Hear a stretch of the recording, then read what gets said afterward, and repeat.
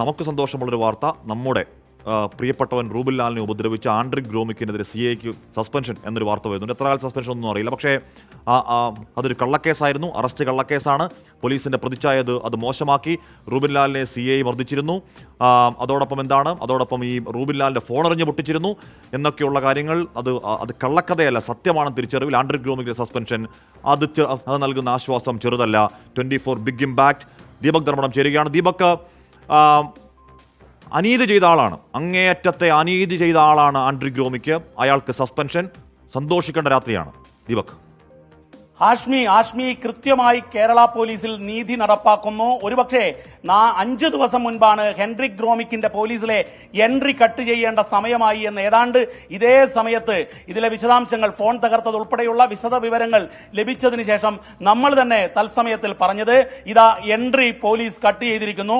Henrique ഗ്രോമിക് ഗുരുതരമായ അച്ചടക്ക ലംഘനം, പോലീസ് സേനയ്ക്കാകെ പേരുദോഷമുണ്ടാക്കുന്ന, അന്തസ്സിന് പ്രതിച്ഛായക്ക് കേടുണ്ടാക്കുന്ന പ്രവർത്തനം നടത്തിയതിന്റെ പേരിൽ is undergoing suspension pending enquiry. പ്രാഥമിക അന്വേഷണത്തിൽ തന്നെ ഹെൻറിക് ഗ്രോമിക് ഗുരുതര ചട്ടലംഘനം നടത്തി എന്നുള്ളത് വ്യക്തം. അതിലേറ്റവും പ്രധാനപ്പെട്ട കാര്യം, ആദ്യത്തെ അന്വേഷണ റിപ്പോർട്ടിൽ പോലീസ് ഹെൻറിക് ഗ്രോമിക്കിനെ സഹായിക്കാൻ മറച്ചുവെച്ച ഫോൺ ഉണ്ടായിരുന്നില്ല എന്ന് എഴുതി വെച്ച ഫോൺ തല്ലി തകർത്തു എന്നുള്ളത് കൃത്യമായി ഈ റിപ്പോർട്ടിലുണ്ട്.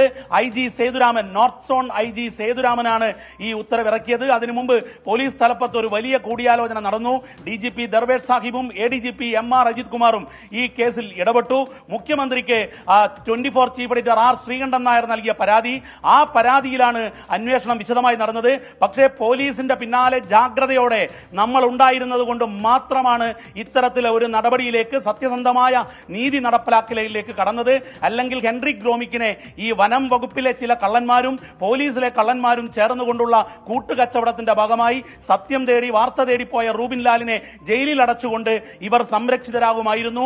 റൂബിൻ ലാൽ ജയിലിൽ കിടക്കുമ്പോഴും അദ്ദേഹത്തിന്റെ ഫോൺ തകർത്തത് എന്തിനാണ് എന്നുള്ളത് റൂബിൻ ലാലിനെ പോയി കണ്ട് നമ്മുടെ പ്രതിനിധി സൂരജ് സജിയാണ് അതിലെ വസ്തുത കണ്ടെത്തിയത്. ഈ ഫോൺ തല്ലി തകർത്തത് ഹെൻറിക് ഗ്രോമിക് ആ പുഴയിലെ പാലത്തിന് മുകളിൽ വെച്ചാണ്. ഫോൺ തല്ലി തകർത്ത ശേഷം അദ്ദേഹം ടോർച്ച് അടിച്ച് ജീപ്പിൽ നിന്നും പുറത്തിറങ്ങി ആ ഫോൺ എടുത്ത് വീണ്ടും പുഴയിലേക്ക് എറിഞ്ഞു. തെളിവ് നശിപ്പിക്കൽ എന്നത് അതിൽ പ്രാഥമികമായ കുറ്റകൃത്യമാണ്. ഇത്തരത്തിൽ ഏതായാലും ഫോൺ നശിപ്പിച്ചു എന്നുള്ളത് ഉൾപ്പെടെ ചേർത്തുകൊണ്ടാണ് ഇത്തരത്തിലൊരു സസ്പെൻഷൻ ഉത്തരവ് IG ഇറക്കിയിരിക്കുന്നത്.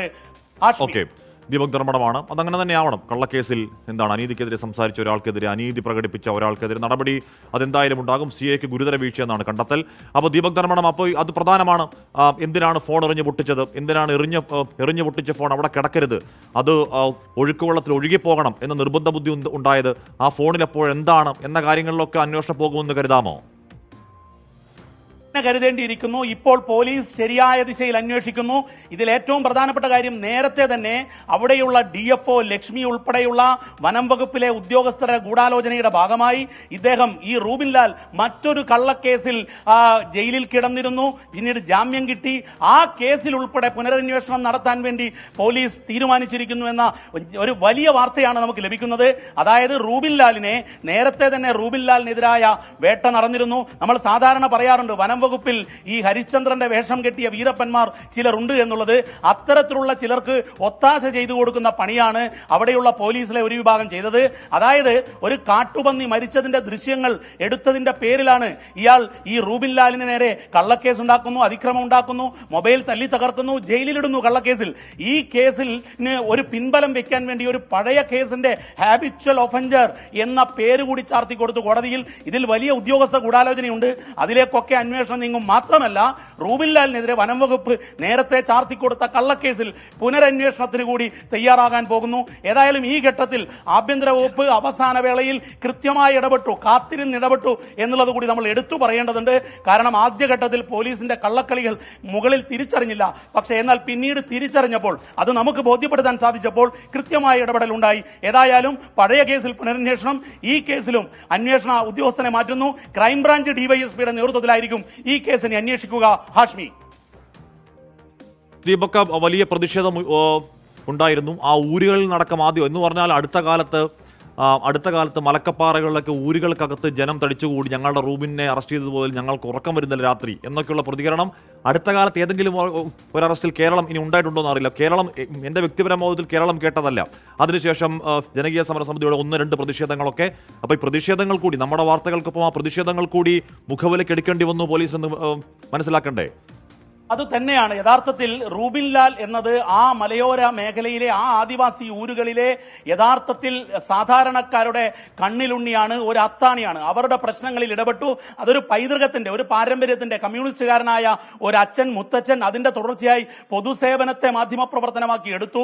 പക്ഷേ എന്നാൽ ഈ പൊതുപ്രവർത്തകനായ മാധ്യമപ്രവർത്തകൻ അവിടെയുള്ള വനം വകുപ്പിലെ ഒരു കൂട്ടം കള്ളന്മാർക്ക്, അതായത് ബോട്ട് വാങ്ങിച്ച് ബോട്ട് കിട്ടാതെ ബോട്ടില്ലാതെ പണം നൽകിയത് ഉൾപ്പെടെയുള്ള വിജിലൻസ് അന്വേഷണം നേരിടുന്നവർ ആ മേഖലയിലുണ്ട്. അത്തരത്തിലുള്ള ഒരു കൂട്ടം ആൾക്കാരുടെ കണ്ണിലെ കരടായിരുന്നു റൂബിൻ ലാൽ. അങ്ങനെയാണ് റൂബിൻ ലാൽ ആദ്യവും കള്ളക്കേസിൽ പ്രതിയാവുന്നത്. ആ കേസിൽ ഉൾപ്പെടെയാണ് പുനരന്വേഷണം.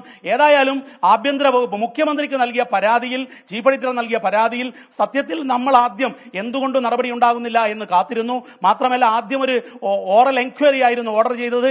പക്ഷെ പിന്നീട് കൂടുതൽ തെളിവുകൾ, ചില നിർണായക CCTV ദൃശ്യങ്ങൾ, ഒരുപക്ഷെ നമ്മൾ പോലും പ്രതീക്ഷിക്കാത്ത ചില CCTV ദൃശ്യങ്ങൾ ഉൾപ്പെടെ അവിടെയുള്ള അഡീഷണൽ SP വളരെ കൃത്യമായി ആ കാര്യം, പ്രദീപ് കുമാർ എന്നാണ് അദ്ദേഹത്തിന്റെ പേര്, അദ്ദേഹം അത് കൃത്യമായി നിർവഹിച്ചു. പക്ഷേ നമ്മൾ ഈ വേളയിൽ ചിലരുടെ പേര് എടുത്തു പറയണം. ഈ കേസിൽ ആദ്യം തന്നെ കേസ് ഈ പോലീസിന് അനുകൂലമാക്കാൻ ഒരു DYSP ശ്രമിച്ചിരുന്നു. R അശോകൻ, ചാലക്കുടിയിൽ ഇപ്പോൾ ലോ ആൻഡ് ഓർഡർ ഇലക്ഷനുമായി ബന്ധപ്പെട്ട് വന്ന R അശോകൻ ഈ പ്രതിയായ CIക്ക് വേണ്ടിയായിരുന്നു പണിയെടുത്തത്. പക്ഷേ എന്നാൽ പിന്നീട് സേതുരാമൻ IG ആ റിപ്പോർട്ട് തള്ളുന്നു. തുടർന്ന് ഉന്നതതല അന്വേഷണം നടക്കുന്നു. അതിലാണ് ഇപ്പോൾ ഹെൻറിക് ഗ്രോമിക്കിന്റെ വ്യക്തിപരമായ ബോധ്യത്തിൽ 100% പറയുന്നു അതൊരു പച്ചക്കള്ളക്കേസാണ്. ലോകത്തെവിടെയായാലും ഏത് സമയത്തും 24 വാർത്തകളും ഓഗ്മെന്റഡ് റിയാലിറ്റി പാക്കേജുകളും എക്സ്പ്ലെയിനറുകളും വിശദമായി കാണാൻ ഞങ്ങളുടെ YouTube ചാനൽ നിങ്ങൾക്ക് സബ്സ്ക്രൈബ് ചെയ്യാം.